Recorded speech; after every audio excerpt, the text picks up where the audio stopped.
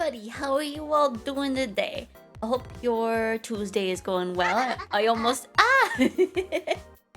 I almost said Monday and it's like, wait, I don't stream on Mondays.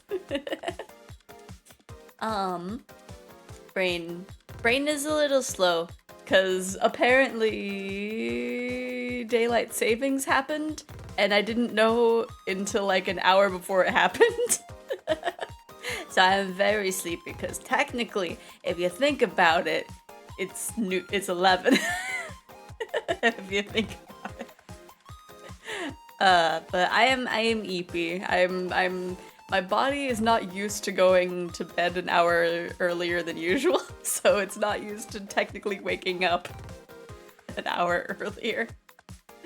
But that's okay. Hopefully sometime this week I will get the hang of it and it'll be as if daylight savings didn't even happen. Playing Vintage Story with some mods noise. I'm glad that you're having fun with that. I still have it in my bookmarks for like, if I have a moment to check it out, but maybe someday. Yes, EP Dwagon mood, but that's perfect for a visual novel. We can just all vibe here. Oh gosh. Hopefully the warning stays up by the time I get to select it. Let me see, because that is a lot of warnings that the game is warning me about. Let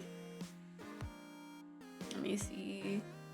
Thankfully it seems to be staying there. I don't know if it's a thing of because it's not selected. Nope, it was just there for a while and now it's gone. I was like, oh, it's gonna stay. Nope. But let's go over here. It's localized by Manga Gamer, I assume. I think, is it localized? Or is it just like distributed through it? I don't know. I don't know. Let me see. Let me turn down the volume on my end, maybe. Just a little bit. This way, I can turn this up a bit, I think. And then we can all hear the sound alerts when they happen. Hopefully you might be able to enjoy Vintage Story, though it does have a particular problem with the starting seed deciding how things go. Oh no!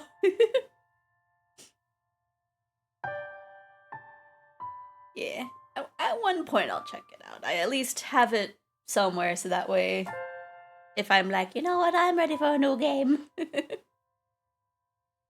Also, I like how the sound alerts are wanting to be a mystery. They're at least playing. So hopefully it doesn't break, because if it breaks, then I will have no idea. Okay, let me see. There we go. Okay. Worried about the hand at the top for some reason. It reminds me of the hour hand.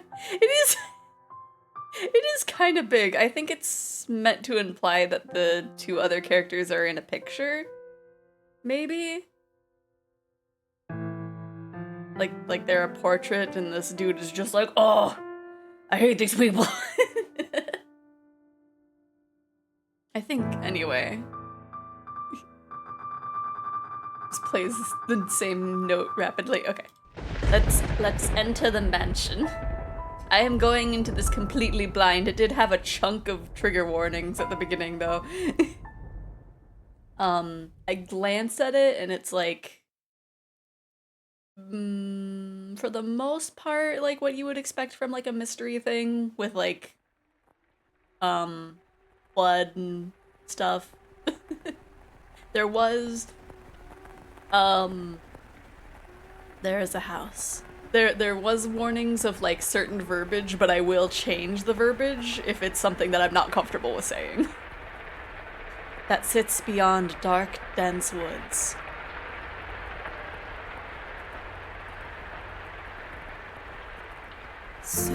Like the world fading into view after a dream. A house in this economy, right? Definitely a fiction. That old mansion appears before you.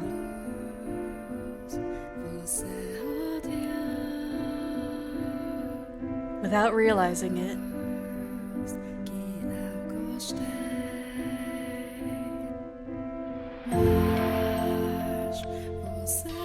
You instinctively accept the truth, or as truth, the events unfolding before you. Is the audio still too loud? Did I turn it down? Did I turn it up a little bit loud? The house lives in perpetuity, an amalgam of myriad fates and generations.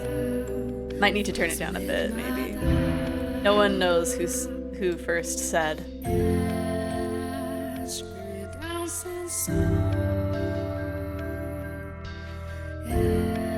That the mansion was cursed. Oh no, curses!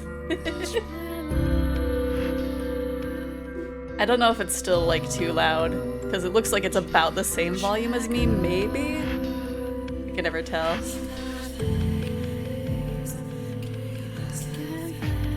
Also, I forgot to change a setting over here. Let me do that real quick while it's giving us the opening credits. Should be down here. There we go. Hello, Crystal. How are you doing? We just started. We just started, and I don't know if I have my volume set to the right, like, amounts. I turned it down in-game because just the like intro piano was a little loud, and now it's even louder.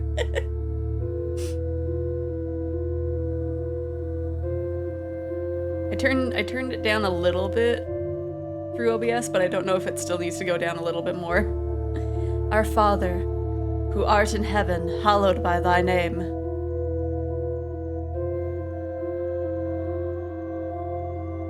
Have mercy on me, O Father.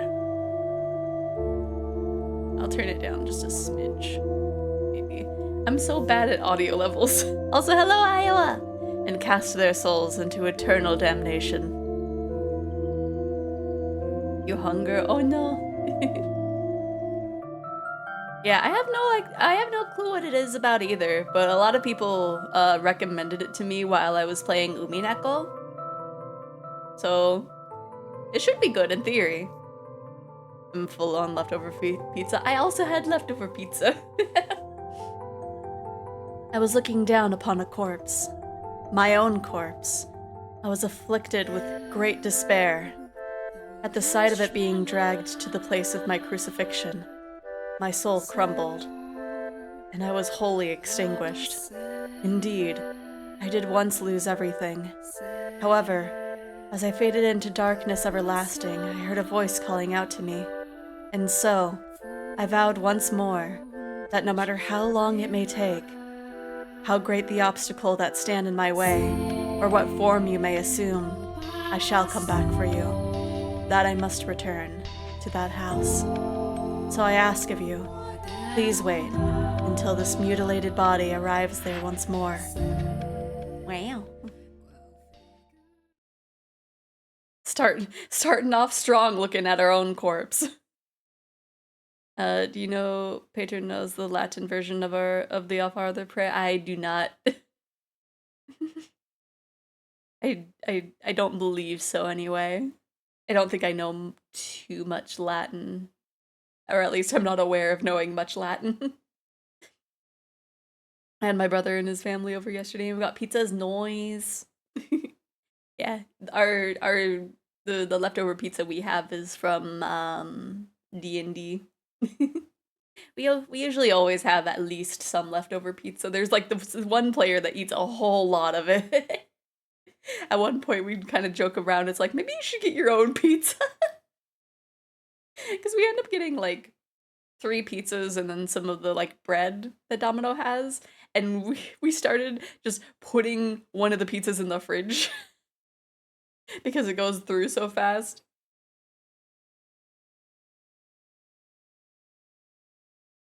I wouldn't even know how to go about pronouncing all of that. Huh. Most Latin I know is Hunchback from Notre Dame from the Hellfire song.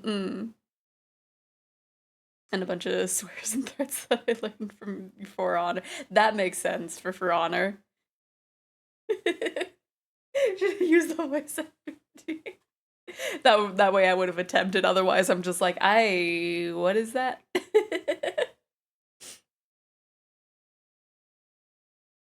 I feel like I would just mispronounce a lot of it, though. Your consciousness, wavering like a ship at sea, was slowly drawn back to the surface. With each new breath, feeling gradually returned to your fingers.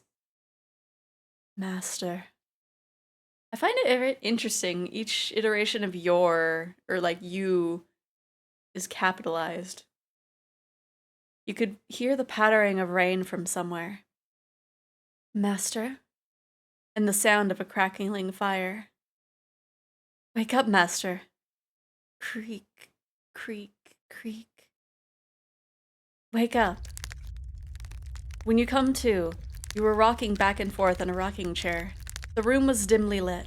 Aside from the flickering of the fireplace, there was no other illumination.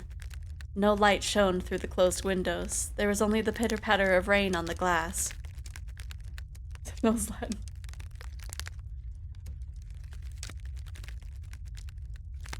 Oh, I was like looking through, it's like, do I? And then I see Lilium and it's like, okay, I know that. I can make noises.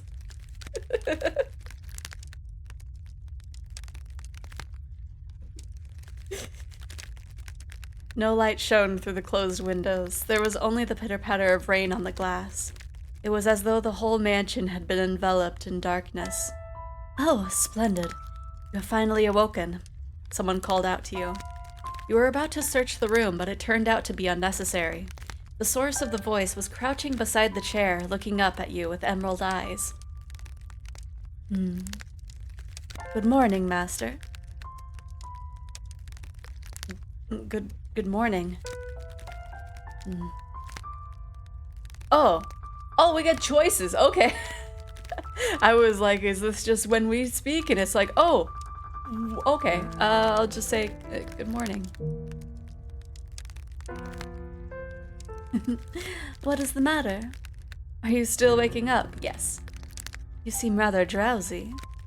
Come now, you must gather yourself. Though I am glad to hear your voice. I've simply been waiting so long for this moment. Tending to the mansion all by my lonesome, ensuring it was ready for your return, whenever that time may be. When I caught sight of you through the window, my heart fluttered. The time had finally arrived. You were perplexed. This woman, who looked like a maid, seemed to know you, but you had no memory of her. What kind of herbal tea would you like to start your day with? I have some wonderful chamomile leaves, if you would like. Or perhaps your tastes have changed since we last met. Tell me, Master, what would you like? I beg your pardon. I allowed myself to get too excited, but I hope you will be sympathetic, Master. I am just truly, utterly elated that I could see you again. Huh. Right, the art style is very interesting. That purse, what it reminds me of. I'm not sure. The woman appeared to be genuinely delighted that you had awoken, but she seemed to lack the energy typical of her age. Or perhaps life was a more appropriate word than energy. But the gloom extended beyond the maid. It seemed to encompass the entire mansion. The plaster walls illuminated by the fireplace and the rose engravings in the ebony pillars felt vaguely familiar, but a crushing sense of claustrophobia overpowered that familiarity. It seemed as though the house wasn't interested in accepting you just yet. Oh my, you do not know who I am? Do you not know who you are either? That is quite the predicament. If you cannot remember who you are, then who am I to serve? The woman's face was pale, almost as though a faint chill ran down your spine. You are the master of this house, though it would seem you have no memories of such. Quite the dilemma. If you know not who you are, then you are no different than a stranger to me, no? Indeed, you have returned, but from where? That I cannot say. Castlevania Symphony of... Oh yeah, that would make sense. Yeah, it does have that vibe. Then how about this? I'm a servant of this mansion, and as such, I'm familiar with the many incidents that have taken place here. I shall show you the history of this house, master. That will surely allow you to recall who you are. The freshly awakened gears in your head begin to turn as you mulled things over. The maid had called you the master of this house, but without a single mirror in the room, you had no way of seeing what you looked like. Unable to decide, you reflexively nodded. Let us be off, then. And fear not, I merely entreat you not to let go of my hand. Should you hold it tightly, you need not worry about being washed away by the waves of history. No matter what happens, you mustn't let go of my hand. Your hand in hers, you followed the maid's lead through the hall. The air within the mansion was oppressive, as though a black miasma hovered within. The house was bleak and barren, hardly a trace of color to be found. You came across an open window. Beyond it lay nothing but darkness. Neither sunlight nor moonlight could be seen. There were no chirping birds, no rustling grass, no signs of life at all. Everything that would normally give color to the world had vanished entirely. The only other presence was that of the maid. Following her lead, you proceeded through the mansion. After some time, you arrived at a double door, the glass within shattered. The door, once pure white, had long since faded into a dull gray. It appeared to lead to the back garden. You could hear children laughing on the other side.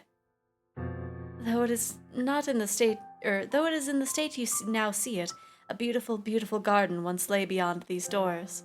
The owner of the time enjoyed gathering rare species of rose from all across the world. At its grandest, it seemed every flower was in constant competition for the most majestic bloom. Would you like to see this wonderful era of splendor and prosperity? I very much hope it is to your liking, master. The maid opened the doors to the back garden. A sudden gust of wind brushed against your face, forcing you to close your eyes as you followed the maid out of the doors. When you next opened your eyes, the world was no longer blanketed in shadows.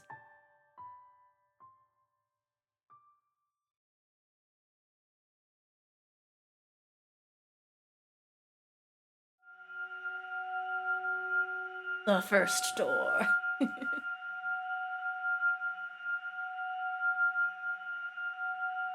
1603. I'm assuming for the year, and not that it's like 4. Move the cursor to the bottom right corner of the screen to display the in-game menu. You can save and load your progress and change your game settings there. Okay. Thank you, game. The mansion had an alluring air of beauty about it in that era. It was almost like something out of a fairy tale. This period of history could perhaps be described as a symphony of destruction, as cumbersome principles of old came crashing down. Freed from the day-to-day oppression of these antiquated precepts, the people seemed to hark back to the more poetic, expressive ways of old.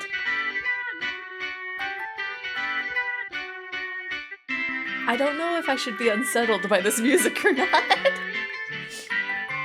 They took these newly blossoming emotions in hand, and with them they wrote literature, painted portraits, composed theater, and found love. Even the church, which had maintained authority throughout the Middle Ages, embraced the changing times, adopting the culture's flowering sense of aesthetic. Just, yes. War would break out not 20 years from then, plucking the ripened era from the tree of history, but that is of no concern to us now. At the time, it was still what people refer to as the Golden Age. I really don't know what to feel about this music.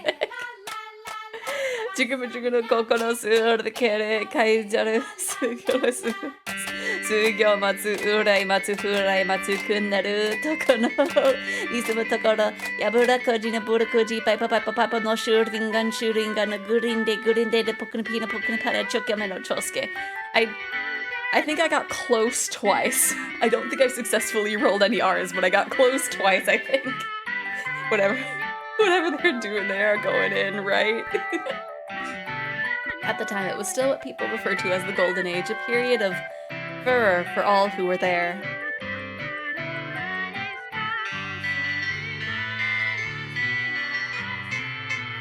Now, let us take a slight detour. No, we will not be changing locations. This is a tale about the mansion from beginning to end. We will, however, be moving through time. Say, about 8 years into the past. 8 years into the past. So, okay, so we're still in the 1600s either way. A very wealthy family lived in the house then. The mother and father, brother and sister all had distinctive, beautiful flaxen hair. I was always enamored by their hair. By contrast, mine is the color of a wet crow. See, there I am, standing around, looking rather a fool. I was happy back then, and what reason did I have not to be, afforded the opportunity to attend such a beautiful home? So I poured my heart into serving that family. Listen closely, if you would. That soft, fleeting sound that could only be a young girl singing. Can you hear it? A child. La la la la la la la. The girl you see, cheerfully picking crimson roses and singing like a songbird, was named Nellie. Nellie? Though young, she sang with elegance. I'm gonna call her Nellie, because that'll be easier. Nellie was deeply fond of the house's garden, and she would often spend her afternoons there. Gorgeous roses gathered from all across the world bloomed in the garden. They were given the utmost care, even had their thorns removed, so young Nellie would not hurt herself naturally. The light brown-haired girl carefully plucked petals from the roses, gathering them up as she sang. Her voice was like music played by fairies. Nay, the sight of her was like an angel descended from heaven. Oh dear, please don't look at me like that. I admit I was being rather fanciful. But what is a woman if not fanciful?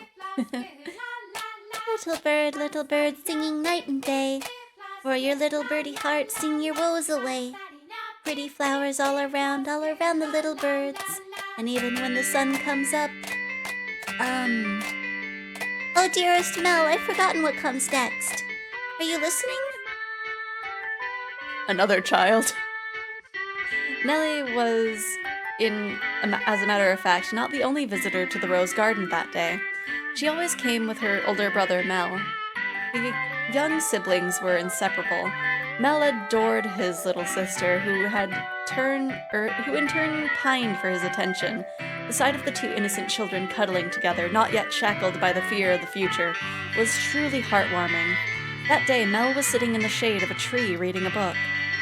As I am sure you are aware, in their time, books could not yet be mass-produced. What he was reading had been copied by a scribe. I presume he had borrowed it from the church. The book, having passed through many hands over many years, was visibly worn, but I suppose that just speaks to its importance. It was, in fact, a Latin grammar textbook he was reading. Mel was a clever boy. He had attended church from a very young age, where a priest would instruct him in Latin grammar. So at the time, I believe he was capable of reading even advanced texts. Oh, dearest Mel, please. The young girl approached her brother, who was consumed by the text. In her hands, she carried a large pile of rose petals. Though his sister's shadow overlapped with the trees, the boy still did not notice, so Nellie puffed her cheeks, thrust out her slender arms, and let the petals fall. Ah! Look, your head is covered in roses, Nell. Oh, Nellie, you got petals on my book. This isn't mine. I can't afford to let it get dirty. It's your fault. What? It's your fault, dearest Mel. I tried to get your attention. And besides, flowers won't get a book dirty. I must raise the white flag. When did my little lady find herself such a sharp wit? While waiting for you, dearest Mel. I waited and you didn't so much as glance at me. I'll be an adult by the time you're done reading that book. How, that soon? That soon. Mother says girls grow up fast. She may be right. In that case, we should do something together before you're all grown up. Surely you won't play with me any longer when you become an adult. That's not true. I'll still play with you even when I'm grown up. But grown-ups don't play, Nellie. Fine, I'll stay a child forever then. Didn't you just say you were about to grow up? You're so mean, Mel. I'm sorry. Please don't pout, my little lady. How about this? To make it up with you, I will play whatever you want today. Really? Do you mean it? I want to play make-believe. Make-believe? Make-believe. I will be a princess taken captive by an evil kingdom, and you, dearest Mel, will be my valiant knight. And then you must turn into a prince when you rescue me. A knight can become a prince? Impressive. It can. Knights and princes both have to be charming, so of course they can. Which is why it must be you, dearest Mel. No one else can be my prince or my knight. While he may have appeared outwardly embarrassed as his rose-cheeked sister proclaimed pratingly, I am certain he was smiling on the inside. After a few moments, he meekly knelt, bringing himself to eye level with Nellie and gently stroking her soft hair. All right, then. You're my princess, Nellie. And not just anyone's princess, dearest Mel, but yours alone. So, don't be anyone else's prince but mine, okay? Nellie. Jeez. My princess is quite the fawner. Is that bad? Does that make you dislike me? Not at all.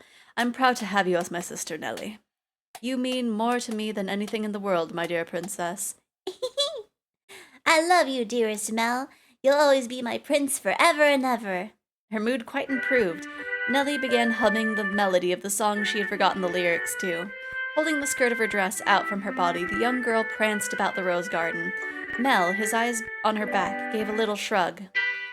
Oh, Nellie, don't come crying to me if you trip running like that. But Mel was not entirely disapproving of his sister's excitement. He carefully brushed aside the petals on his book, set it in the shade of the tree, and began chasing after Nellie. They were picturesque siblings, brimming with hope. And at this time of their lives, there was nothing to jeopardize that hope. Would it not be wonderful if children could stay children forever, Master? As I see it, though, the pleasant, gentle times in our lives have value because they come to an end. Wouldn't you agree? Time continues to flow, impartial and without exception, and as such, everyone's childhood comes to an end, be that as it may. Does time also flow at the same speed for each individual? Now, let us take a trip down the river of time. I would be very much delighted if we could remain at this point in time, but unfortunately, we cannot. Please, do not let go of my hand, Master. We're definitely still in the starting phases of things. Getting kind of a vibe of what we might be saying, I guess.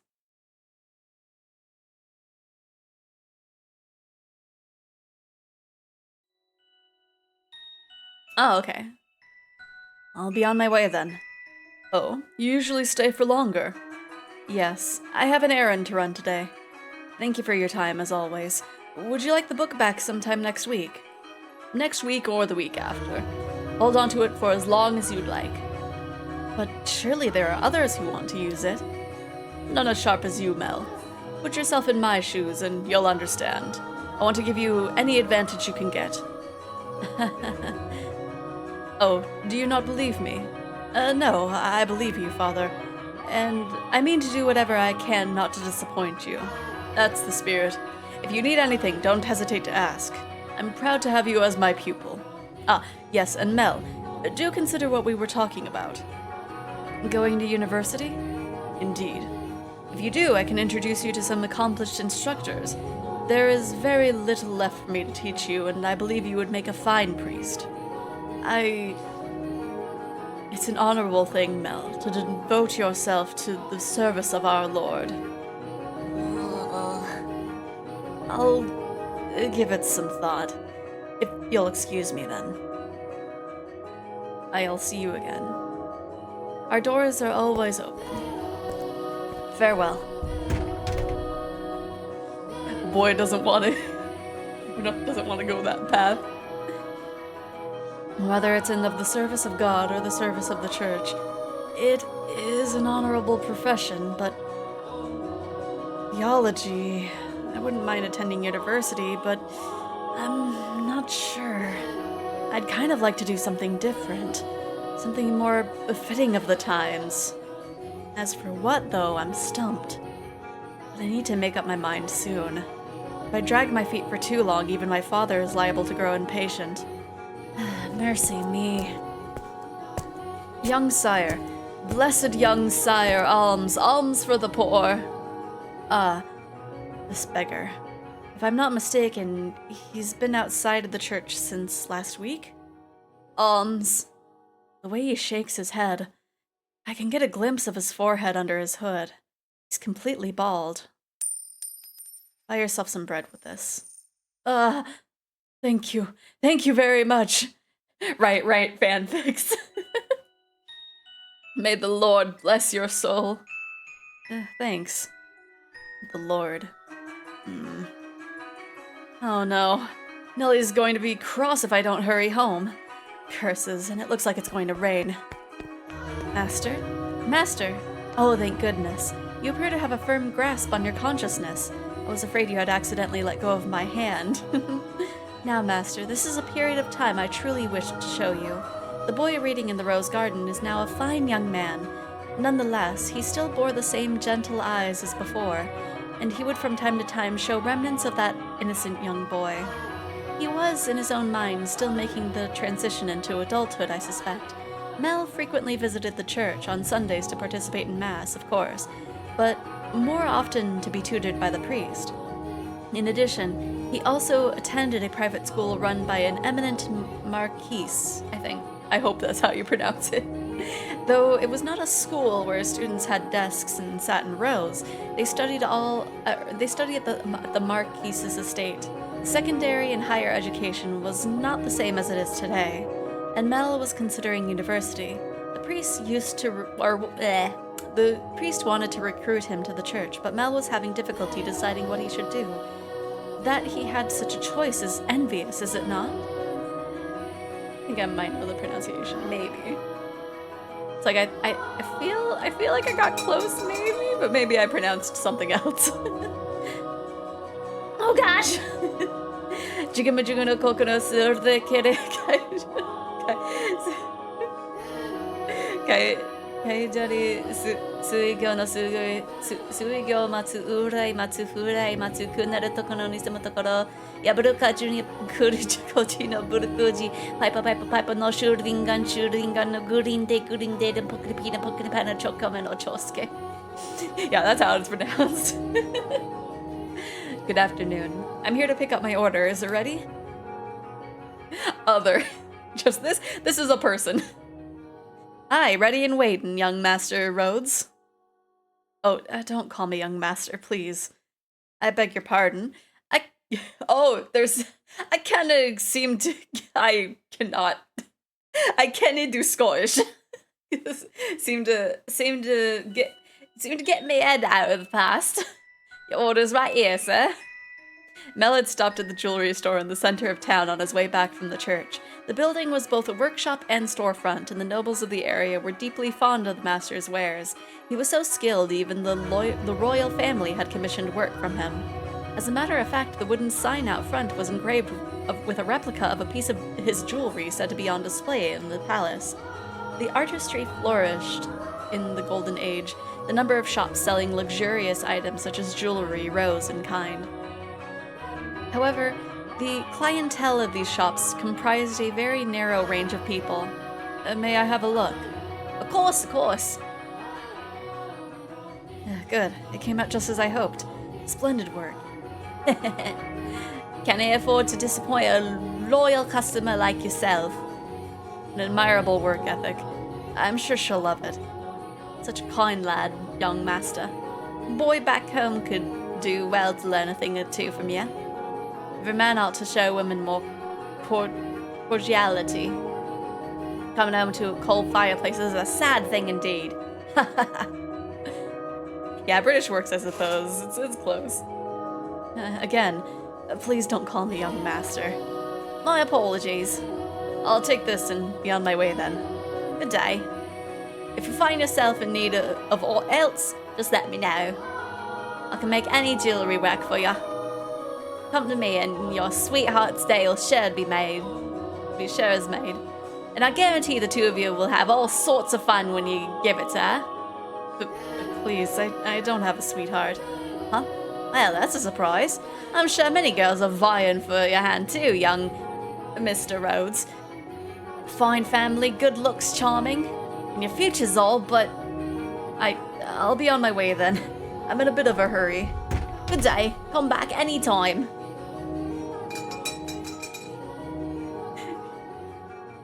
I know I insulted every Scot alive. I just like I can't do it quite well enough.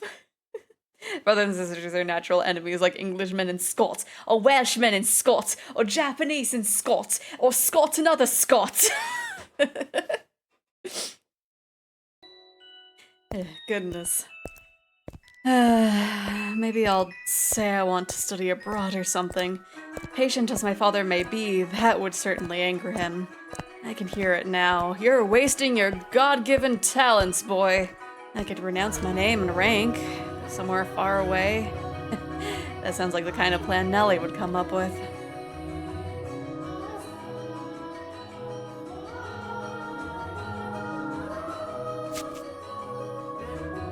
As he drew closer to the mansion, the rich fragrance of flowers grew more prominent. Over time, his this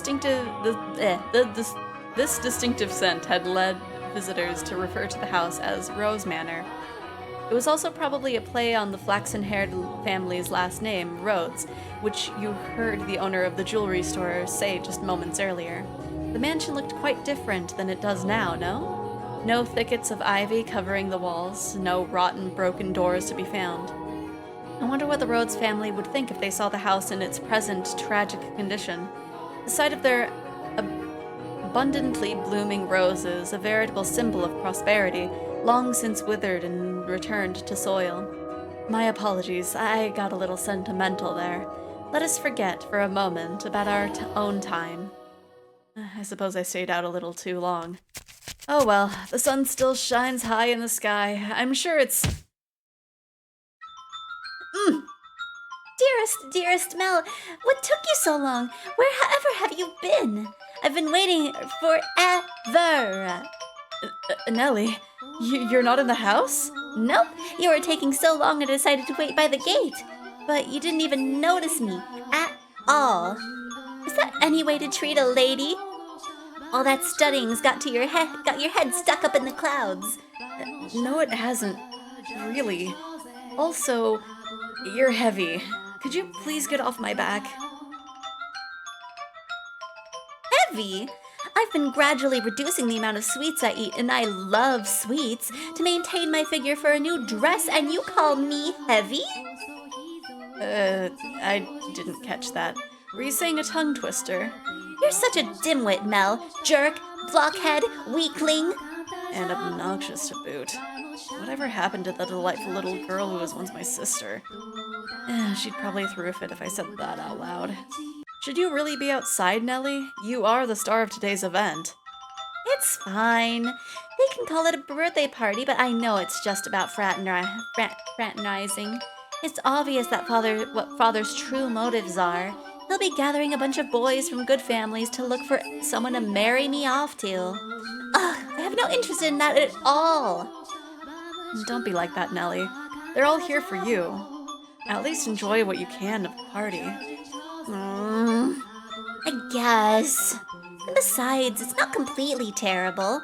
Look at this, dearest Mel. What do you think? What do I think? About what? About... what? Mel! Mel! My new dress! It arrived! I'm wearing it! How could you not notice? I didn't notice it was something I hadn't seen before, but you have so many dresses, Nellie, so... But this is the dress I had made just for today! Look at the colors, they're so pretty! It's the work of a renowned dyer. And this belt is just lovely. You see how it comes together to form a butterfly? Oh, I'm just absolutely in love with it. I think I'll be wearing this dress for a while to come. So tell me, what do you think? Does it look good on me? you kinda look like Riku from Final Fantasy X. Just only a little bit. Yeah, it does. It's pretty. In some ways, I guess she is still a delightful little girl. Dearest. I don't know why I said almost said merciful. Oh, dearest Mel, I love you. Whoa, don't jump on me like that. Ah, Oh my, you dropped something. And what have we here? wait, hold on. No, you can't have that yet. Is it a present? Give it back. I was going to give that to you later. I knew it. It's for me. And just what could it be? Hey, don't open it. What's the big deal? It's going to be mine soon anyway, isn't it?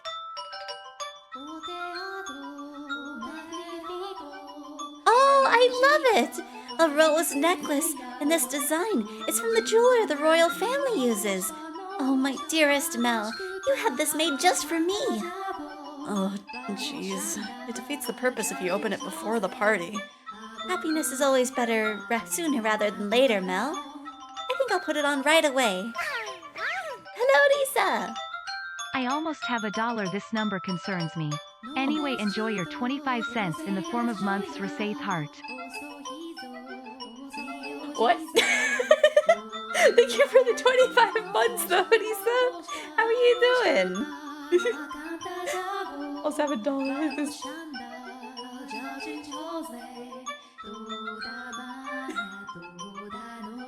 Hopefully you're doing good. These two siblings are very close to each other. I haven't brought that up earlier, but they're kind of concerningly close.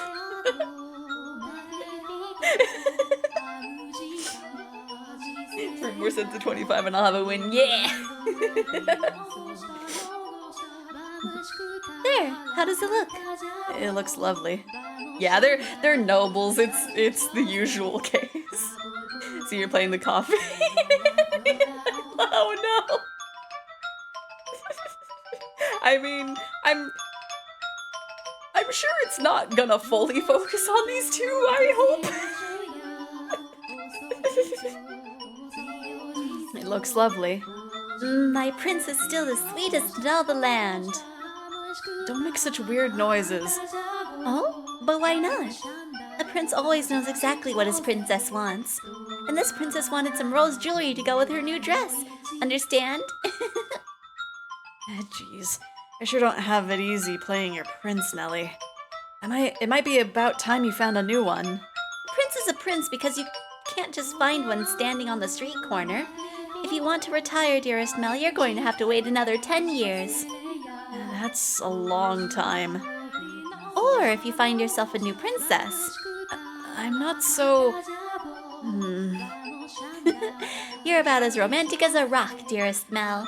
But worry not, your adorable sister will always be your princess. What more could you want? I make this joke knowing full well that I might stream that game with people guest starring reading characters. Oh my gosh. I mean, I guess it's... I don't know. I think from what I see on Twitter, it kind of blows it out of proportion, but it's still there, I guess. I don't know. I don't know. I haven't looked into it much. I just come across fan art randomly. Are you really allowed to be the judge of that? I mean more to you than any other girl in the world, do I not?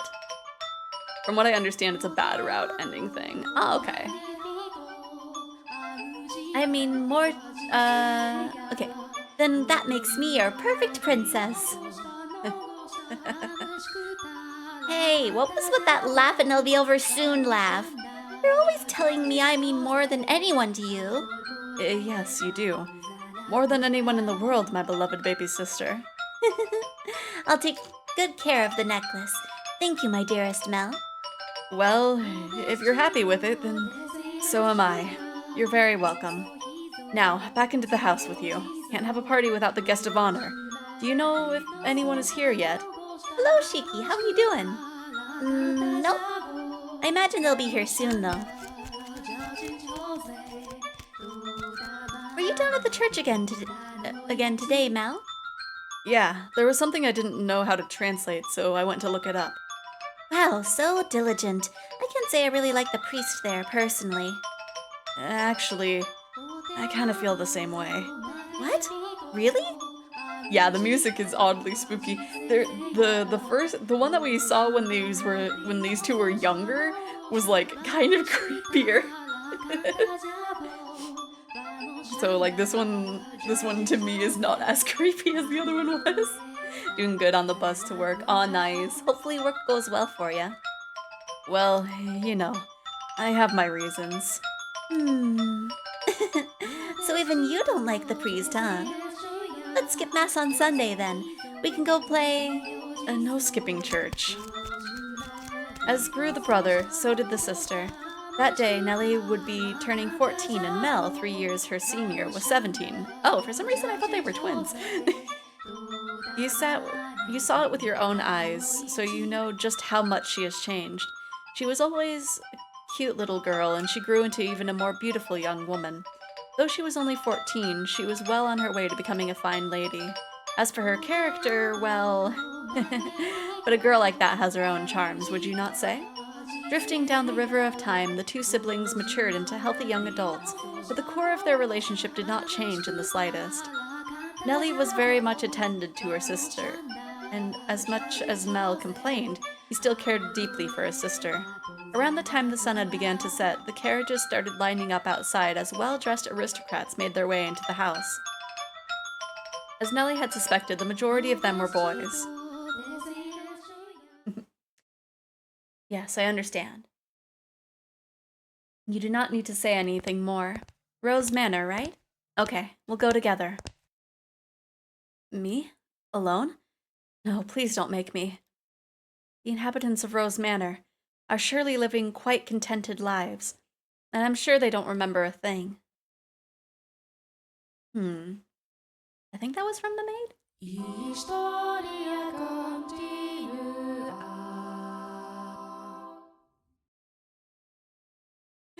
It's like I am still confused. But we are only like an hour in. The room with the fireplace was always kept in pristine condition so they could entertain guests at any time. Walls colorfully decorated with tapestries and stained glass windows gave testament to their great fortune. The servants' first assignment every morning was to clean this room. Pitchers, silver plates, and silverware were polished to a shine so they could be proudly put to use at a moment's notice. And for events like their daughter's birthday, the room served an even more important role. The tables' tops were removable, so they had ordered new tabletops with the designs made especially for this occasion. And once the banquet had come to a close, tables speckled with half-empty wine glasses and leftover candied fruits were moved off to the side to make room for, of course, the festivities. Good evening, Lady Nellie. You're looking particularly lovely today. Nellie, I had those jewels cut just for you. You'll let me have this dance, won't you?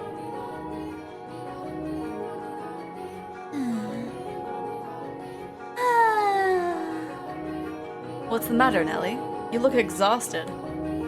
These are pretty good. Want one? I know you like sweets. They're apples candied in rock sugar, I think. You disappoint me, dearest Mel. What do you think is the matter? They just keep coming. It never ends. It's driving me up the wall. Everyone's just repeating the same lines they've been taught. They all think pretty jewels and requests to dance are enough to make a girl swoon. But I think that is true for you, Nellie. Though, why is she disappointed with me? I think I'm done with birthday parties after this year. They'll probably throw an even bigger one next year. Huh? Why? Well, you're about that age, Nellie. You are a reasonably distinguished family, and there are a number of different houses that would like to have connections with us. So... So what you're saying is do it for the family? No, that's not... I won't date or marry anyone. I have no interest in being used as a pawn in their inter-family politics. Pawn? I wouldn't go that far. And I'm sure Father wants to let you choose yourself. Someone you actually love. Love? I never thought I would hear you talking about love, dearest Mel. You don't even understand what makes Shakespeare's play so beautiful, and you're talking about love? You fell asleep during Romeo and Juliet, and you're talking about love? We went all the way out to the Globe Theater, too. Well, pardon me for being ignorant when it comes to romance and the arts. But you're not, Nellie. Shakespeare's make-believe story made you cry like a baby. Anyone would cry at that. You'd have to be crazy to sleep through it. That's not what I'm saying. Someone as emotionally vibrant as you, Nellie, would have no problem finding love. Ah, dearest Mel, we should dance. Lady Nellie, could I have this? Let's dance, dearest Mel. What? Me? Wait a... Come on, I really like this song. Quit pulling on me, Nellie. What's the point of us dancing? We're siblings. Mother and father are staring daggers at us. No matter. What day is it today, dearest Mel? Your birthday. Exactly. So I can do what I want. Now, attend to your princess, as a proper prince should. Ah, jeez. How did I get myself into this? Nellie's skirt fluttered along with her as she stepped in time to the music. She was not only a skilled singer, but a skilled dancer as well. Mel, on the other hand, fumbled over his own feet trying to keep up. One would be hard-pressed to describe his dance abilities as good, even in flattery. Though boys of his pedigree were taught to dance as part of their etiquette lessons, he found himself being more dragged around by his sister. He could hardly be said to be attending to her. This is humiliating. Because his parents had been hands off in raising him, largely giving him free rein to study and learn what he pleased, Mel looked like a tangled-up marionette. From throughout the hall, he could hear giggling, uncomfortable chuckling, and people coughing to disguise their laughter. Come now, dearest Mel. If this is the best you can manage, what are you going to do when you find a girl that catches your eye? I won't, so it doesn't matter. Follow my lead, Mel. 1, 2, 3. 1, 2, 3. Nellie alone enjoyed her time dancing with her brother, and quite thoroughly at that. It did not matter to her that he moved awkwardly or that the guests were giving them cold stares. It was their parents who first cracked under the pressure. Just as their father was about to give an exaggerated cough and stop the music, a ruckus suddenly swelled up near the entrance. What could that be? Who knows? Whatever's going on, I've been spared. The music came to a stop and the party guests began bustling. The siblings' father spoke up sternly above the noise in order to quell the spreading commotion. He ordered the servants to investigate, had the music restarted, and gave a short apology for the interruption, and set the party back on course. I went to check on the entrance with the other servants, as I recall. Oh my, why are you looking at me like that? These are not my memories, but those which dwell within the mansion. Do you think we should be following what happens next from my perspective, then? That is not what confused you? Well, your question shall be answered in time. In time. Now, let us return to our tale, I think. Though the party had fallen still for a moment, their father's decisive actions restored the guests' festive moods in short order. So it was not by any means the commotion that caused the ball to conclude earlier than planned. Oh dear, I hear thunder. It was rather loud, too. Sounds like we have a storm brewing. They lived in a country where the weather was nothing if not unpredictable. Rain was a frequent occurrence there. The stretches of time with clear skies grew longer as summer approached, but the weather was still somewhat unstable on the cusp of the two seasons. They had a strong wind that night as well, which turned the raindrops into little spears on the window. Were the party to continue on any longer, no one would be able to go home. Although their father was quite concerned that Nellie had not got on with any of the aristocrat boys, he decided to cut the festivities short. Thank goodness it ended early. How lucky I am. This must be a blessing from always being such a good girl. I'm not sure having my own birthday party cut short counts as lucky. But it was no fun. I can't help if I'm not enjoying myself. And for heaven's sake, Arthur was here. I have no interest in dancing with that dunce. Arthur? Who is that again? Someone who was here? Unbelievable. You don't remember anything, do you, dearest Mel? He came over to play a few times when we were little. He's covered in gross freckles and he's a huge jerk. He said my hair looked like the color of fallen leaves. Fallen leaves! Just thinking about that ugly smirk has me fuming. And yet he acts like nothing happened. He even calls me Lady Nellie, for goodness sake. Are you listening, dearest Mel? I'm listening. I wonder what the ruckus was earlier. You weren't listening, were you? Who cares about that? Sorry, but aren't you curious? It probably wasn't another guest, at least. Maybe a cat sneaked in. You think so? I do. But enough about that. Would you like to play cards in my room, dearest Mel? Seriously? I'm exhausted, though. It's not even that late. Fine.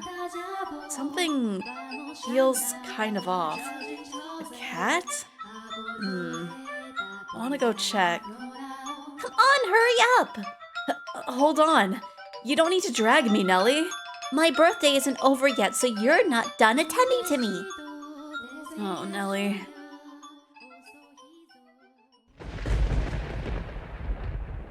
A ghost came in. They're gonna just show up in the bedroom.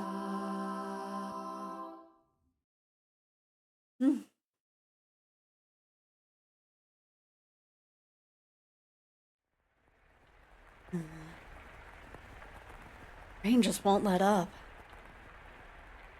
I can't sleep. I wonder what the commotion earlier was about. Oh, for goodness sake. It's all the storm's fault. That's why I can't sleep. I'm just fretting over nothing. I'm sure Nellie was right. It was just a cat. Maybe a dog. I can't sleep! I hardly ever have this much trouble falling asleep. What could this feeling be, I wonder? It's not quite foreboding.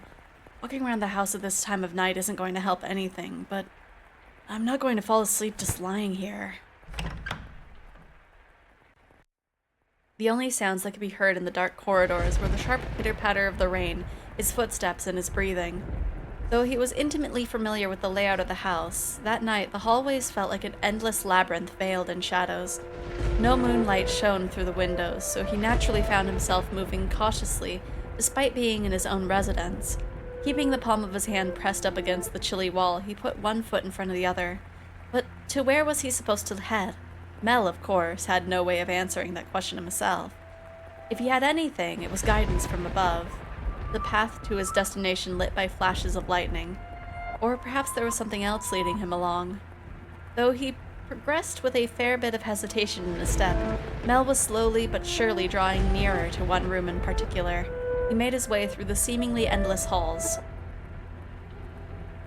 Past the living room, its fireplace long since cooled. Into another corridor. And then he stopped outside of Abigail's bedchamber. Abigail. Gotta dip enjoy your day. You too! Hopefully your day at work goes well.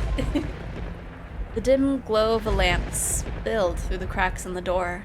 A gust of wind was not necessary to make the lamp or the flame flicker. The person's movements or vibrations in the air from someone speaking.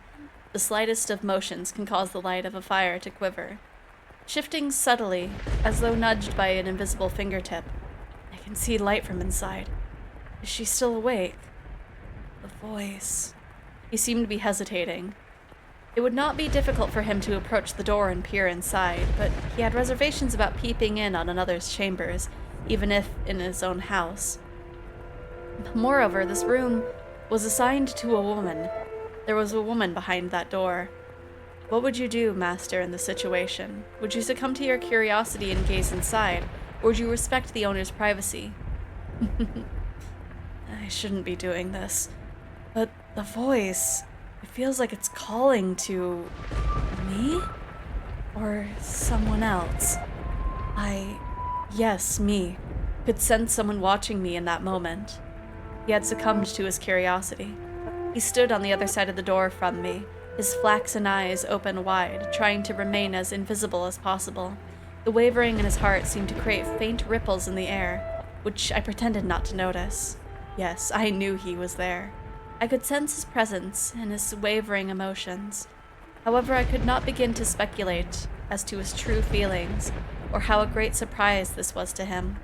I too am discovering new facets of this tale by viewing it through the eyes of the mansion. But it is not who I am.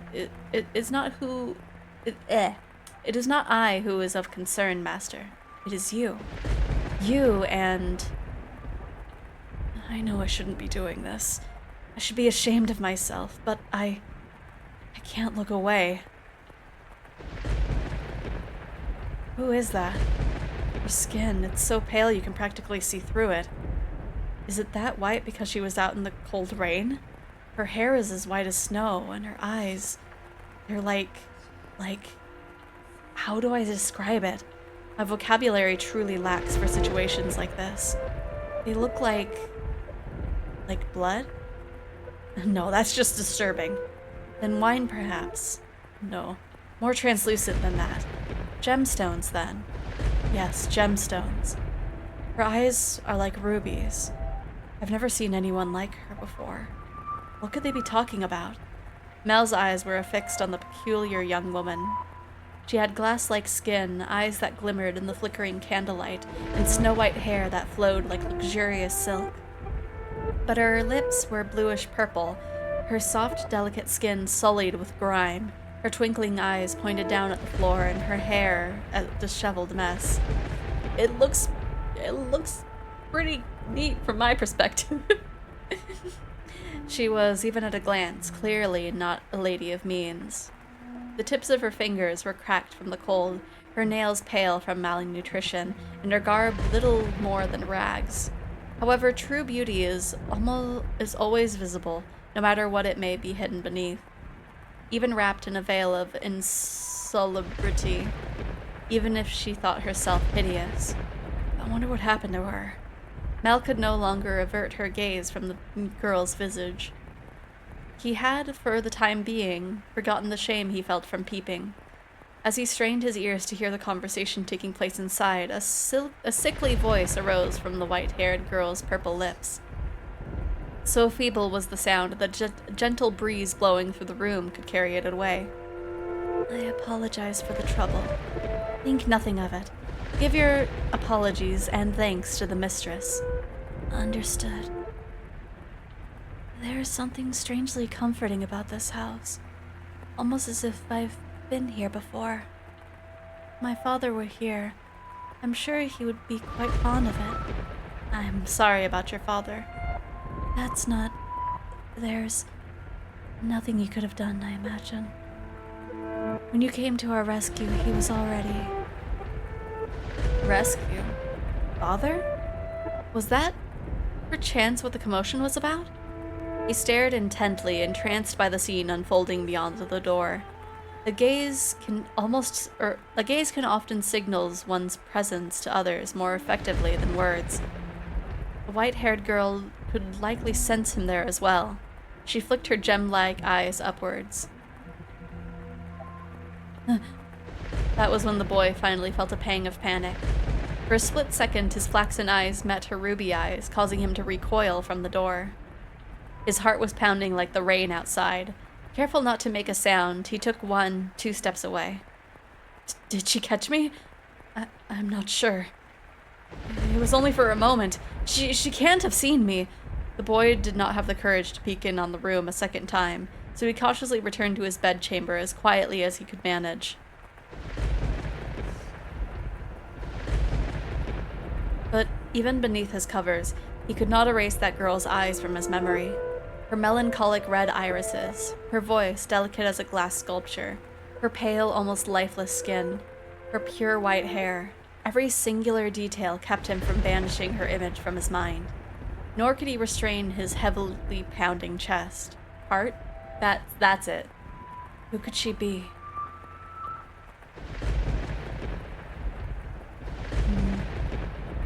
Is something the matter?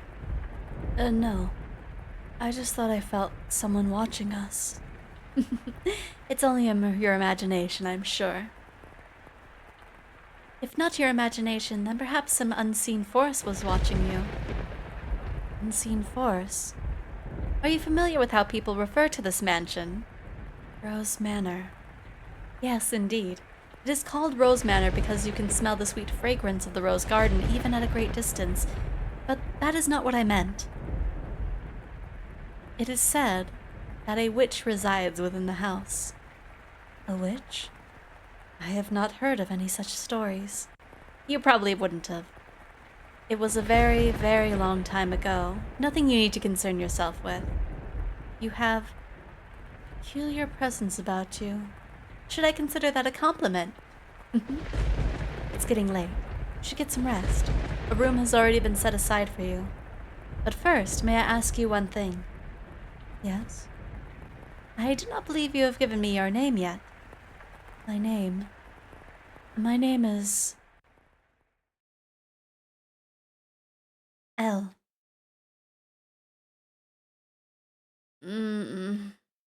Wake up. Get up, Mel. What? Huh? It's morning? You disappoint me, dearest Mel.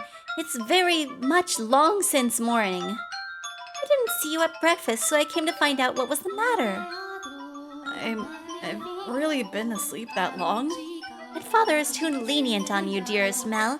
Oversleeping is hardly proper behavior for a firstborn son. I know. But before that... Yes, dearest Mel? What are you doing in here? You can't just go prancing into a boy's bedchamber. Leave that to the servants. I did send one for you. You're the one who refused to wake up. Besides, it's not like we're strangers. We used to sleep together all the time. That was long ago. Things are different now. Oh, you're overthinking it, silly. Now hurry up. Out of bed, sleepyhead. All right, I'm getting up. So you can see yourself out. Oh my, you look awful, dearest Mel. For someone who overslept, you look like you didn't get a wink last night. You think so? You didn't go out on the town last night, did you? Naughty, naughty boy. I would never. You know that. You squeaked. I don't think I believe you. I didn't go out last night or anything. I'm tired because you had me playing cards until late, Nellie. Hey, we weren't playing for that long. Besides, look at me. I got up just fine. Anyway, shoo. I can't get dressed with you in here. Fine, I'm leaving. Ew. Oh, I almost forgot, dearest Mel. What now? Come on, no need to be mean. I'm sure you'll be quite surprised at the news. Oh? At breakfast, which you missed, Father told us. Told you what? Do I really want to say? It sounds like you want me out of your room, dearest Mel. Please, Nellie. We got a new maid today, from a house we have ties to, supposedly. I've never seen anyone like her before. For supposedly coming from a good family, she isn't very graceful, and I've never seen her at social gatherings. But that's not the surprising part. Does that maid... She's peculiar. She has an unusual appearance, that one. Have white hair? What? How did you know that, dearest Mel? Thanks, Nellie. Hey, get back here! Oh, for goodness sake, what's gotten into him?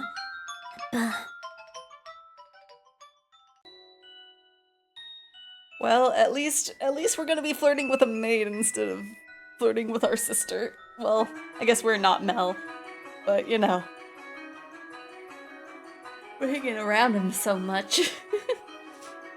At the time, the majority of servants at the mansion were men. However, the ladies of the house all had Abigails, so there were several women servants, myself included. The maids, by and large, were selected from the daughters of other esteemed families. It was, you could say, a sort of training before they entered society. The girls would serve at houses even more powerful than their own.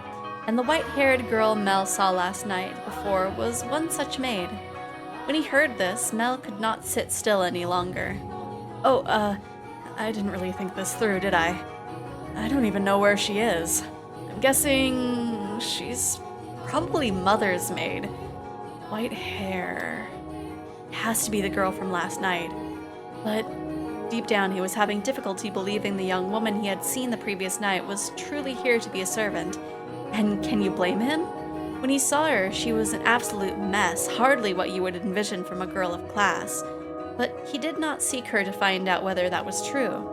He merely wanted to see her once more, to ascertain whether what he had witnessed the previous night was real or his imagination.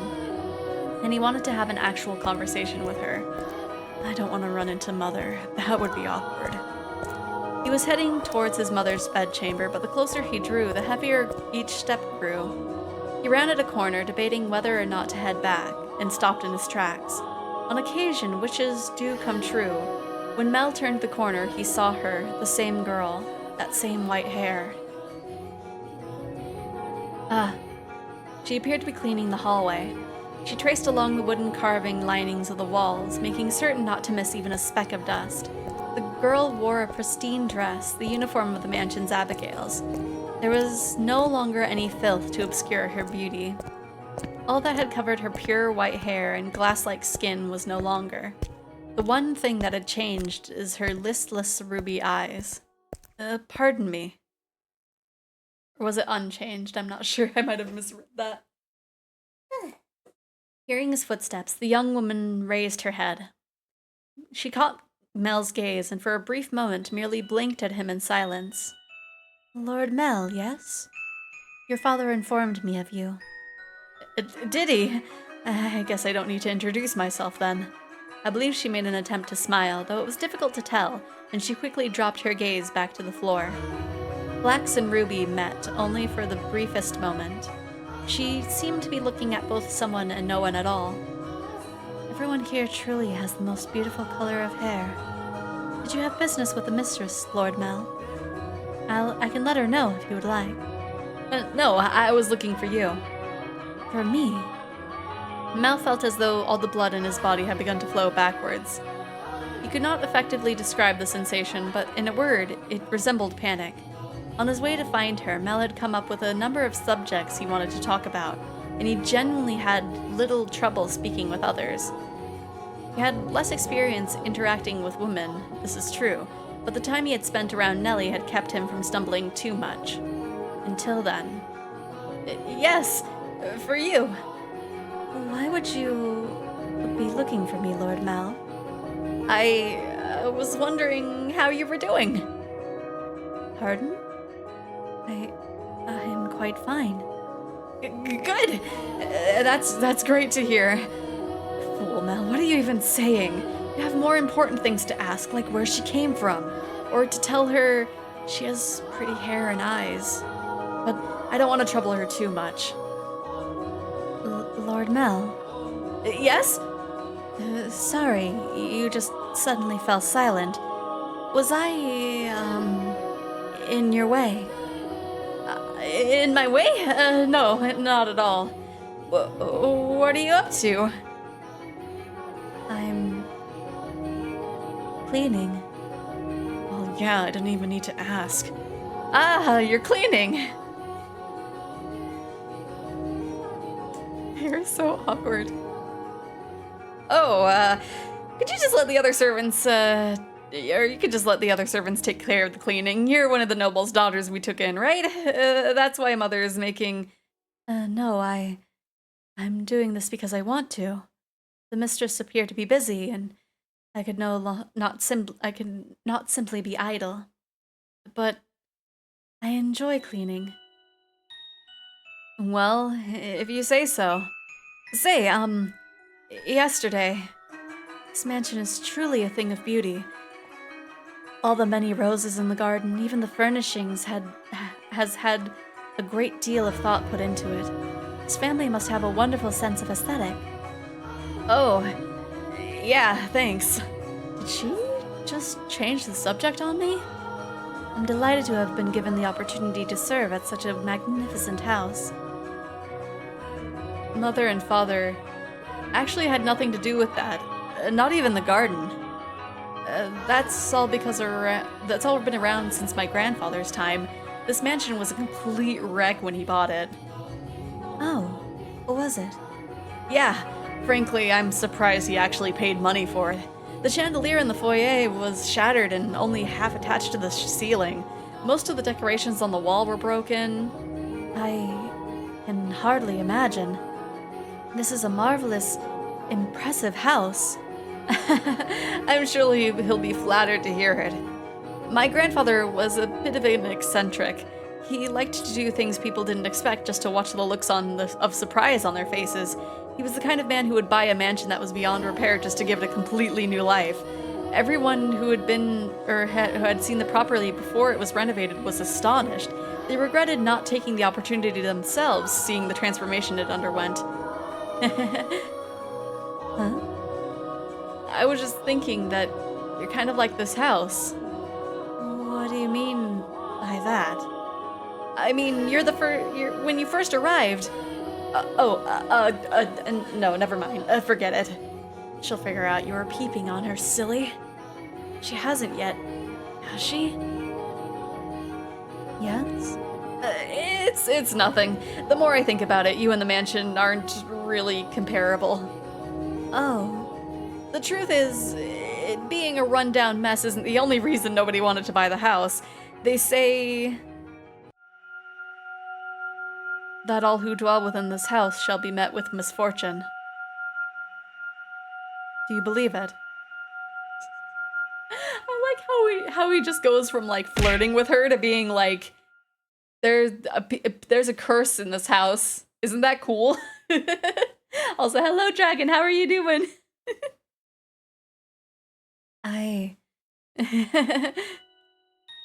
I'm just kidding. Whoops, I skipped more of the dialogue. It's all rumors in here, say embellished to make the tale more exciting. Or wait, it's not actually true, that's what it was. The rumors only started because of how it used to look. If the mansion truly begot misfortune, then we wouldn't still be here. And it wouldn't explain how my grandfather died. Do you know how he passed away?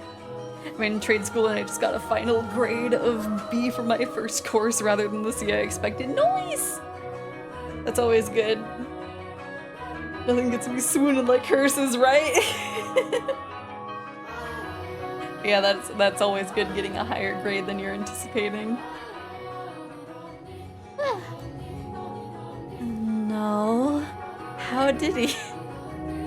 This poor girl, just like, because it's like, we don't know what she went through, but we're pretty sure that her father got killed. Flirting with a girl and then immediately talking about the haunted murder house. And again, prequel to your flirting dialogue, right? It's just like, hey, you're pretty. Did you know that people who live here die of mysterious causes? Isn't that cool? Please flirt black with me so that my sister stops flirting with me.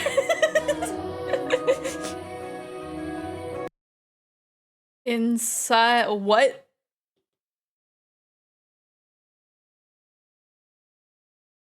What? What do you mean? Inside a lovely lady. What? Believe it or not, that's how he died, together with a young, beautiful woman. His time ran out while he... Okay, that's what he meant. While making love to her, they say.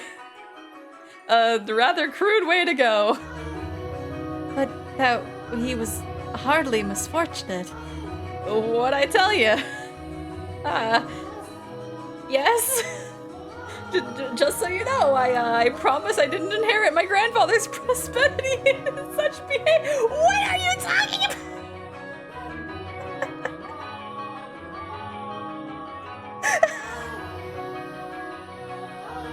Hey, my grandpa died someone. I promise, if we I'm not gonna die.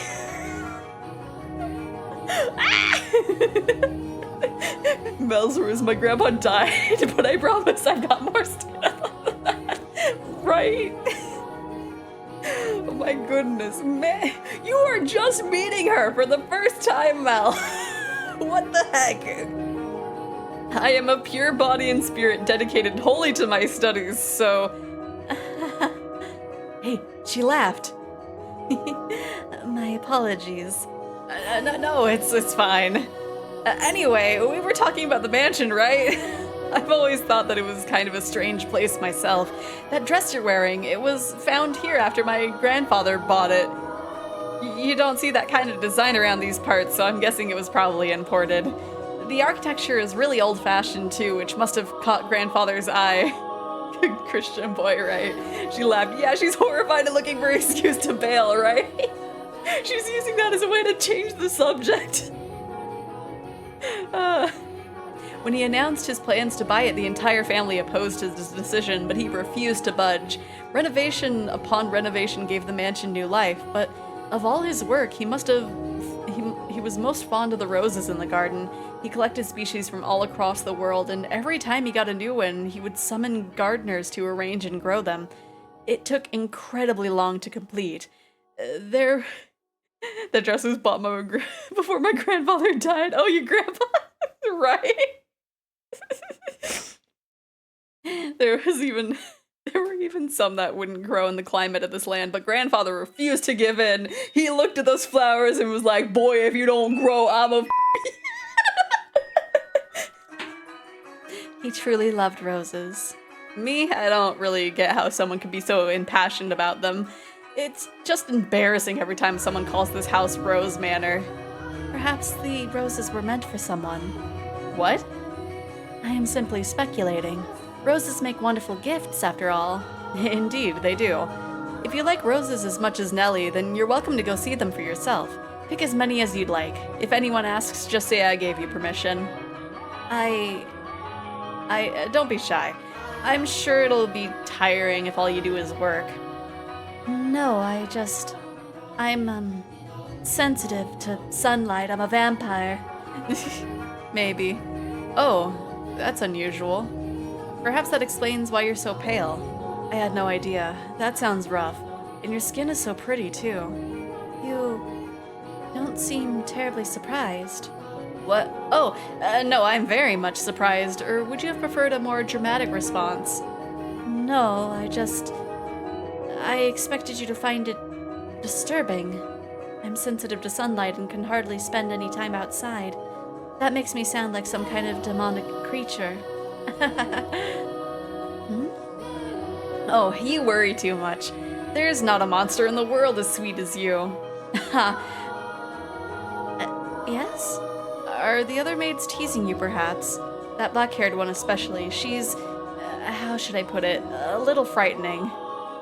Doesn't inspire confidence in cleanliness of that dress, right? Almost as if she has a steel heart or something. She's impenetrable. Right. She's one of Mother's maids too, isn't she? Now I'm even more worried. Since you refuse to follow my instructions, you are henceforth hellspawn. I can imagine her saying that. Oh, and again. I'm very sorry. No need to apologize. In fact, I wish you'd laugh more. She's just like, can this kid really please leave me alone? She's actually very kind to me, and everything she does with incredible precision and efficiency. She looks so young, yet she has such skill. How long has she been here in the mansion? Actually, she's been here for quite some time, but I don't know exactly how long. So this is when he's supposed to, right?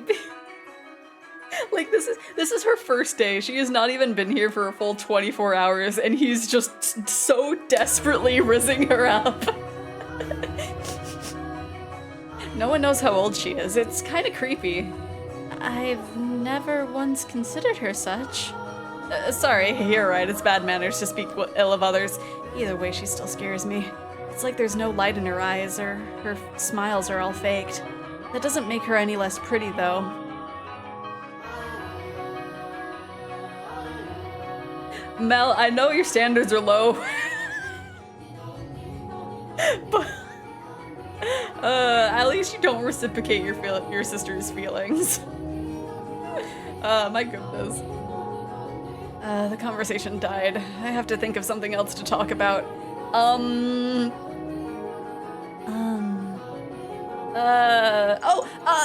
Yes! You could ask me anything. Does the master, your father, Lord Mel, often retire from the mansion? I have not seen him around. Oh, yeah. Father frequently returns home. This mansion is actually our secondary house. Why do you ask, though? I was just curious, nothing more. Oh?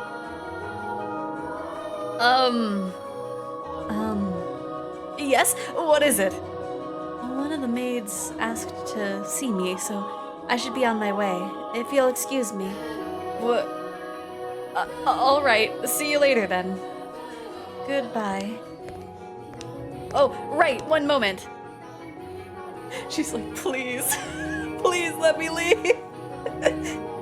Since you're sensitive to the sun, I can pick some roses from time to time for you. For you to decorate your room. Lord Mel. That's all. Sorry for holding you up. Why am I so bad at this? She definitely thinks I'm obnoxious. I want to hide under a rock. I want to reverse time and try this again. Roses are not becoming of me. He is too kind.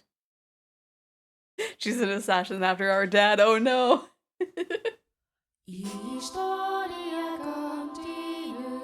It's like, your grandfather died while, right? So I'll your dad. Mel can't even get with a girl when there's an obvious power imbalance within the relationship, right? It's like, hey, it's like, you're a maid in my house. Do you like stuff? You have my thanks, Father. And I apologize for being late today. Now there's something unusual, you not being punctual. Maybe next we'll get a whole month without rain. Do have mercy on next year's crop smell. You hyperbolize, Father. So, did something nice happen? Huh? You look like you're in good spirits. Do I? No, nothing. Something did happen, didn't it? It's all over my face, isn't it? People prefer an open book to a face of stone. So it is. People may prefer it, but it's not a good trait to have for social engagements. What? Not the kind of engagement you'll be having anyway. Talk to a woman for the first time who is not my sister, right? I rizzed up my first woman. I'm sorry, don't look so dejected. For now, at least, there's nothing wrong with that.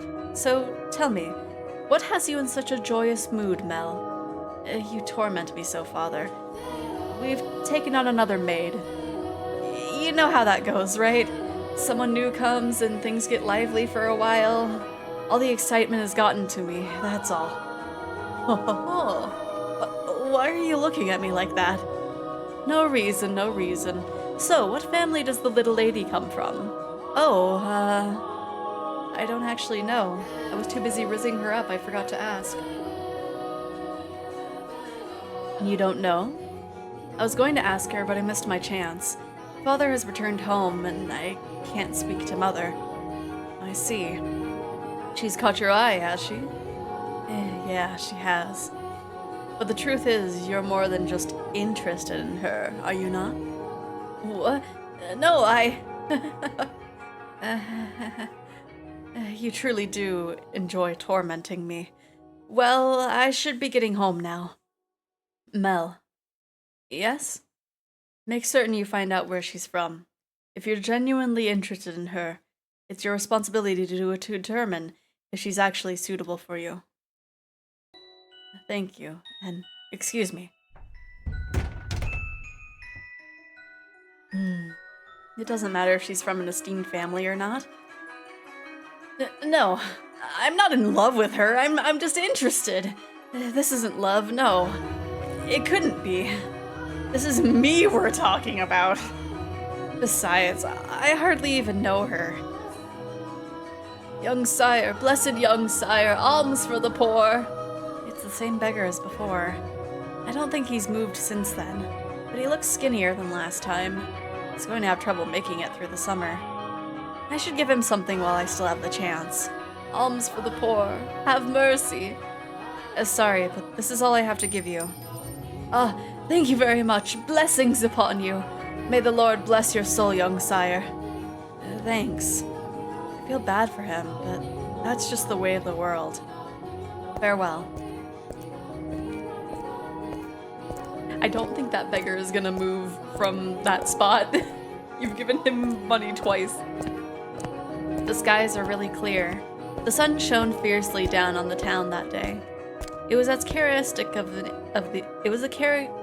it was characteristic of the area. Cloudy days and rain were frequent during the season, but the sun almost always took the stage of the day after the storm. Words escaped me. Poverty will distract me from my thirst, right? The cathedral standing tall in the center of the town, the stone-paved streets clacking with the pleasant sound of footsteps, people peering out from beneath awnings to look up at the sky. In Mel's eyes, it was as if they were all blessed by a divine light.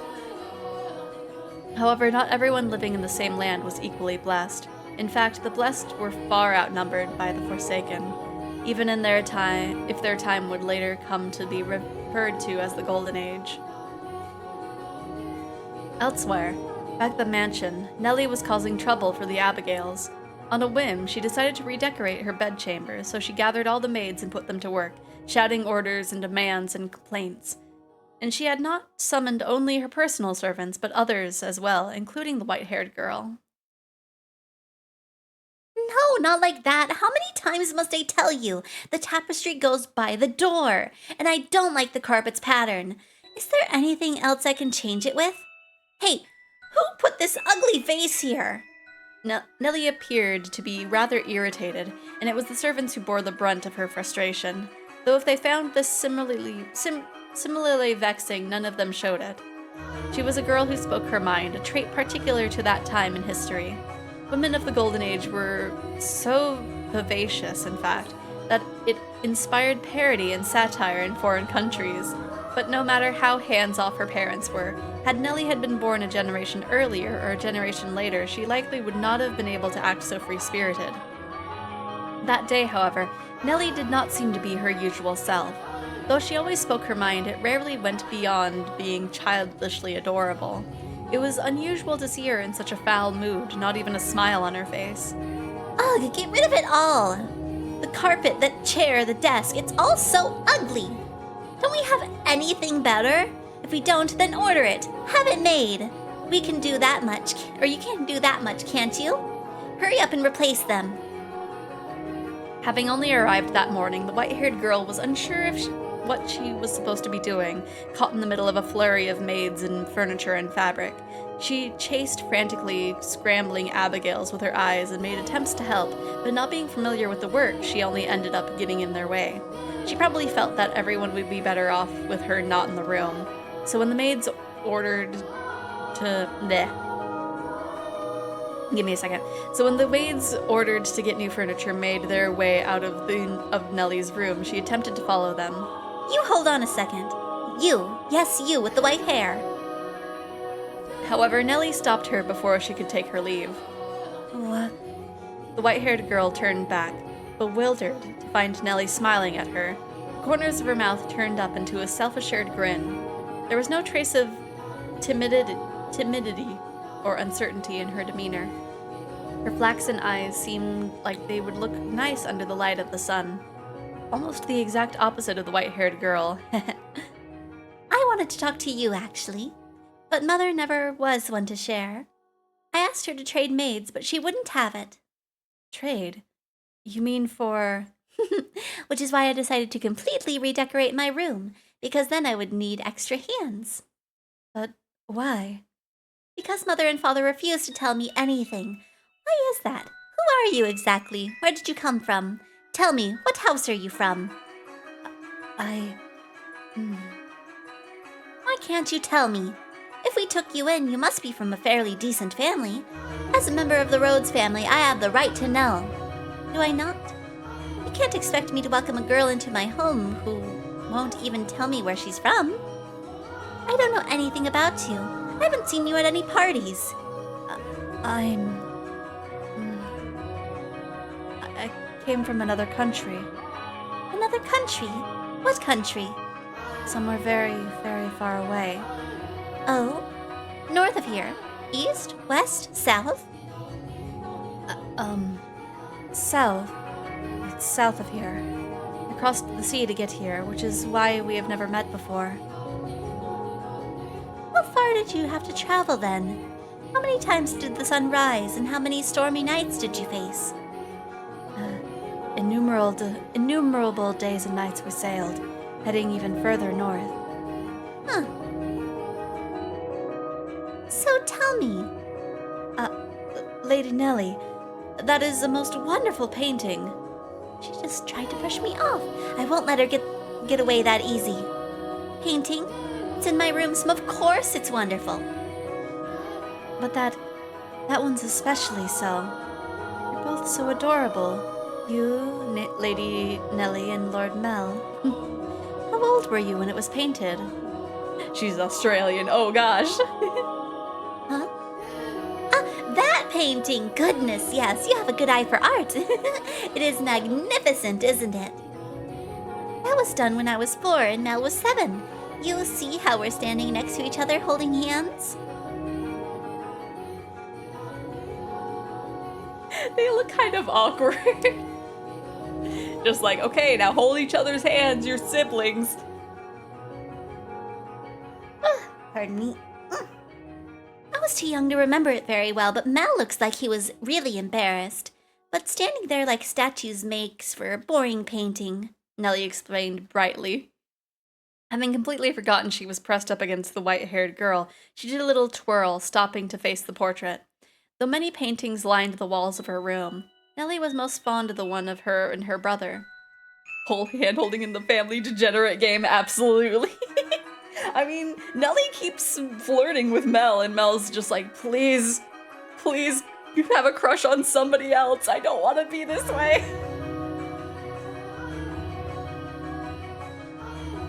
Two daring siblings standing side by side, the older brother smiling kindly, and the younger sister sweetly tilting her head, her cheeks like the color of fresh-picked apples.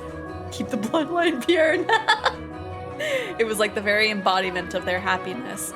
A painting lays its subjects bare, you know, fortune and misfortune, happiness and sorrow, enshrined on canvas for all to see. And this reflection is not merely limited to the point in time it was made, either. Did you know, Master, that paintings are alive? They are drawn with a brush over an extended stretch of time, unlike photographs which capture a singular moment. The two have their own individual merits, but the photograph is still, while a painting moves. Portraits reveal both the past and present state of those they depict. Mel and I have always been close. I would sing songs for him and he would teach me about all sorts of things. He's so smart. Nowadays, Mel hardly even goes on walks with me, making excuses like I'm an adult now. But we used to spend a lot of time playing together in the rose garden. I see. The white-haired girl normally had difficulty smiling, but her lips naturally curled upwards as Nellie reminisced. The vision of the two happy siblings had probably swelled up in her mind. And I imagine there was a faint trace of envy in her heart as well. Oh my gosh, did she actually get rizzed successfully? Lady Nellie, you love Lord Mel quite deeply, I see. Yes, of course I do. Mel's smart, and he's studious, and he's incredibly kind. For my birthday, he gave me this wonderful rose necklace. The jewelry shop said he got it from, is famous because even the royal family makes commissions from their workshop. So he had to have it ordered months in advance, just for me. He's a prince. Oh? He's pretty charming, wouldn't you say? That's why I call him my prince. But you know what? Mel is a terrible dancer. He still hasn't got his feet on the ground yet, and he's so bad at interacting with girls, like so bad. You know, every time he talks to a girl, he tells her about our grandfather. It's so cringe, honestly. So there's no one else who would say that about him. He's quite the gentleman. I assumed women would be drawn to him. Gentleman? Have you met Mel already? This morning, briefly. That reminds me, Mel seemed to know about her too. What do you think about Mel? As I said, he is a gentleman. That's not what I mean. Don't think think I'll let you get away with putting any funny ideas in his head. What? Mel is too trusting. He's pure of heart. I won't stand for you trying to take advantage of him. He's my boyfriend. That's the impression she got. Right. Need to direct the line to the author of this game and ask him if they've ever met a woman. I mean, the author, I am curious. You gave the bloodline pure. I would never. So you say, but you actually want to get close to him. I wouldn't dream of it, Lady Nellie. He is a man far beyond my reach. You aren't planning on doing anything, are you? Not at all. And you don't have any romantic feelings for him, do you? Well, do you? I have no romantic feelings for him, Lady Nellie. And you won't develop any? I will not. And with that, Nellie gave a wide, satisfied grin, even though one has no way of knowing how another truly feels or how they might in the future. You wouldn't, would you? Now that I think about it, there are plenty of other boys. You getting together with Mel is downright absurd. Indeed. But anyway, back to what we were talking about earlier. Your family. I almost forgot. You haven't told me exactly where you came from or anything about your... Lady Nellie, I've brought a new carpet. Just look at the embroidery. The work of a true artisan. I'm simply in love with it. Surely you would find it to your liking as well. Oh, you're right. That's a Florentine stitch, isn't it? I wonder whether someone mimicked the style or if it was imported. Either way, a great find. Let's hurry up and get it laid out. Oh, and we'll have to see how the colors go with everything else. We have to finish reorganizing quickly, so I can show Mel. He'll be so surprised. What wonderful taste you have, Nellie. When the other Abigails returned, so too did the bustle within Nellie's room. As the white-haired girl watched, a faint smile crossed her lips. Perhaps it was from relief of having escaped Nellie's inquisition. Or perhaps... She really do be falling for Mel. Ah, Nellie, I'm back. Did you eat something you're not supposed to, dearest Mel? You're unusually cheerful. I'm the same as always. Anyway. Never mind that, dearest Mel. Take a look at my room. I redecorated today. So that's what you've been doing, hiding away in the house all day, Nellie? How is that any different from what you were doing? You were in the church all day. I guess. I will look at your room, I promise. But first, do you know where the new maid is? Now, don't get any strange ideas. I just haven't had the chance to introduce myself, and I thought I should as a member of the family. Except you have, and I know it. Being the eldest son, it would be shameful if she were to pass me in the halls and not even knowing who I am, so... Don't ask me. What? But you were in the house all day. She attends to Mother, so why would I know where she is? Though she did help redecorate my room. You made her help? That's work for the men servants. There was no reason to make the maids do it. Oh, so you're saying I should invite a bunch of men into my room? I go into your room all the time, Nellie, and you were in my bedchamber just this morning. Only one man is allowed in my bedroom, dearest Mel, and that is you. So unless you become a servant, which I will not stand for, I will not ask any of them for help. Oh, Nellie, you ought to be a little more... A little more what? If you're going to lecture me, I won't hear it. What am I going to do with you, my little lady? What? What? Why are you looking at me like that? We talked about you, dearest Mel, and I'm not going to tell you what she said. About me? What did she say? Please, Nellie. She said she has no romantic interest in you. What? Why did that even come up?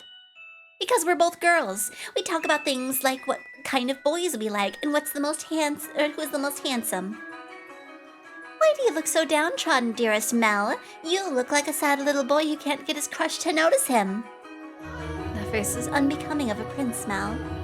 Are you interested in her? That's strange. You haven't even met. I am not. It's just depressing to find out someone you've never even met doesn't like you. That's all.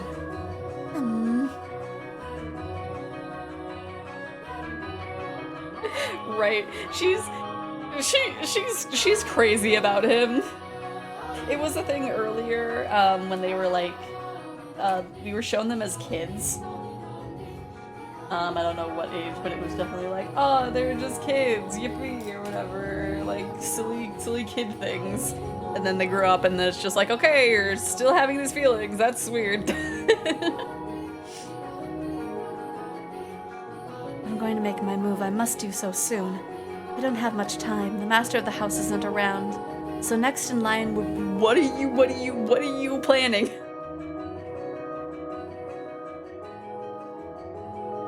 What are you planning, white-haired girl?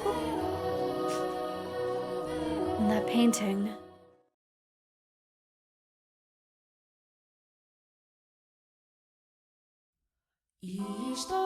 The next in line, what would that mean?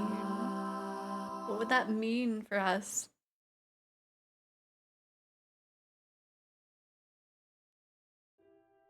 Despite his near devastation by Nellie's news, Mel's flaxen eyes continued to wander in hope of catching sight of the girl. By now, it would be quite obvious to you what Mel was feeling, but the boy himself was having difficulty comprehending the things going through his heart. Emotionally, he was horribly unstable, like a ship without a sail. And still, every time he spotted the white-haired girl, his heart would leap, his whole body jitter with anxiety and excitement. He had never felt anything like this before, and as such, he struggled to keep those strange emotions in check. Whenever he saw an opportunity, Mel would speak to the white-haired girl. In days he was unable to. He either spent in secluded silence or a distracted daze. Love is a curious thing. It has the power to change those who experience it. When he did manage to approach her, he tripped over his tongue. Again and again he'd talk to her, and again he stumbled. I imagine if you were to take him to see a romance in the theater in his present state, he would cry just as much as little Nellie. We cry at tragedies because we draw parallels with our own lives. At least, that is what I think. Great tales of romance attain true gravity with the audience only when they are personally familiar with love. In any event, the white-haired girl was, as a result of this, visibly perturbed. She was delighted that he was being so kind to her, but confusion overpowered every other emotion. She appeared to be at a loss for what to do as he clumsily catapulted words and stares at her. But Mel did not back down, though he probably knew not what caused such fiery emotion to erupt from within his breast. One's first love, in particular, tends to burn like a wildfire. Are you familiar with the sensation, Master? Oh?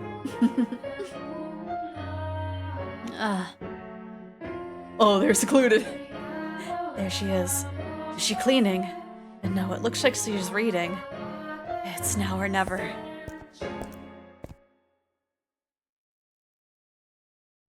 Just sneaks up behind her. Boo! Sorry, I didn't mean to scare you. Lord Mel, you very clearly meant to scare me, sneaking up behind me and going boo. Because you just wouldn't notice me. What are you reading? You looked pretty engrossed. Oh, I'm sorry, I should have asked permission first. It's fine. No need to apologize. Feel free to read whatever you want, and you're welcome to bring books back to your room if you'd like to spend more time with them. But I was just amazed that the mansion had a library. It must have been a lot of work to collect all these books. There are pretty old books in here, too. Your grandfather's. Some that he collected, and some even older than that. Take a look at this. I think it's a diary, but it's not from this country. Or this century, for that matter. Maybe a feudal lord? Here, he's complaining about the quality of the harvest.